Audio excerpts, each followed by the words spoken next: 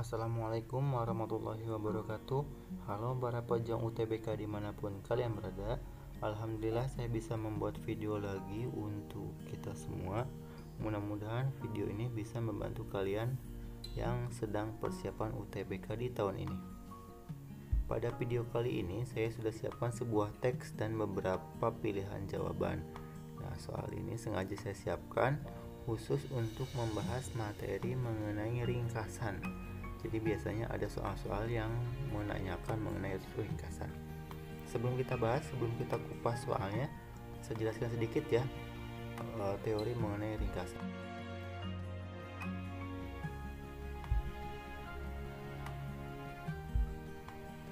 Ringkasan itu sebetulnya sama dengan rangkuman. Jadi ini hanya masalah penyebutan saja. Ada yang biasa menyebutnya ringkasan, ada yang menyebutnya rangkuman. Nah, ringkasan ini sendiri apa sih definisinya?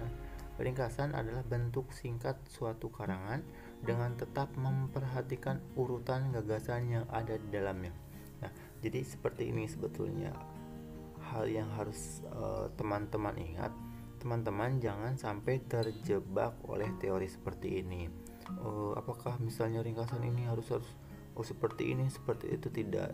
Intinya, jadi ringkasan itu yang penting bagaimana caranya teman-teman bisa mempersingkat sebuah teks yang panjang menjadi teks yang lebih singkat, lebih sederhana seperti itu. Nah, di sini ada kata kuncinya yaitu urutan gagasan, memperhatikan urutan gagasan. Jadi, apabila yang diringkasnya itu lebih dari satu paragraf, 2 paragraf, 3 paragraf atau seterusnya, berarti yang diringkas itu adalah masing-masing gagasan utama dari setiap paragraf seperti itu. Jadi misalnya ada paragraf 1, paragraf 2. Nah, berarti kita ambil sepenggal gagasan utama dari paragraf 1, kemudian kita ambil sepenggal dari gagasan utama paragraf 2, kemudian buat satu jadi sebuah kalimat, dan ingat posisinya harus berurutan. Jadi bagian yang dari paragraf 1 harus ditulis terlebih dahulu seperti itu. Nah, kita coba ya. Kita coba bahas ke soal. Nah, di video sebelumnya sudah saya jelaskan mengenai gagasan utama, kalimat utama, gagasan utama. Sebetulnya kalimat utama itu kan bisa di awal, bisa di akhir, bisa di awal, di akhir, atau bahkan bisa tersebar dalam sebuah paragraf. Semua paragraf maksudnya seperti itu. Nah, tapi saya juga pernah menegaskan seringnya hampir selalu kalimat utama itu selalu di awal. Lalu apa bedanya sama gagasan utama? Kalau gagasan utama itu utuh, namanya kan kalimat utama, berarti satu kalimat gitu. Kalau misalnya kalimat utamanya terletak di awal, berarti ya dari awal teks sampai ke tanda baca yang menandai akhir sebuah kalimat, bisa titik, bisa tanda seru atau tanda tanya. Nah, misalnya di paragraf pertama teks yang di layar, anggap saja ini kalimat utama karena memang ya ini kalimat utamanya memang di awal ya. Nah, gagasan utama itu apa? Gagasan utama itu adalah inti dari kalimat utama.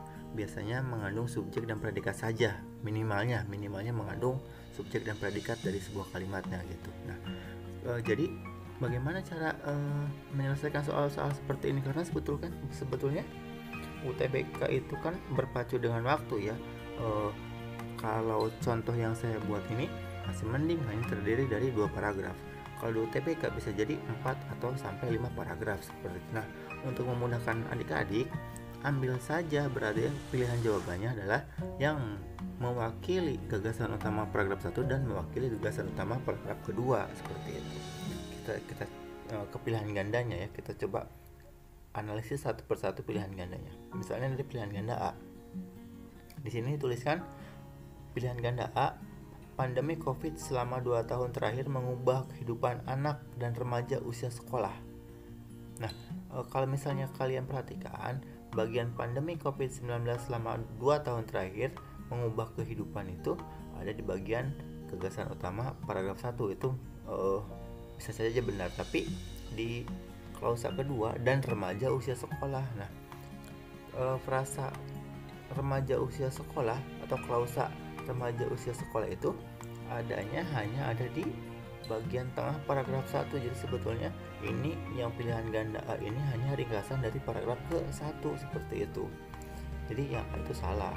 Apalagi yang 2, kalau kalian perhatikan pilihan ganda B. Kalau pilihan ganda B ini bunyinya adalah pandemi COVID-19 selama 2 tahun terakhir mengubah kehidupan di seluruh dunia.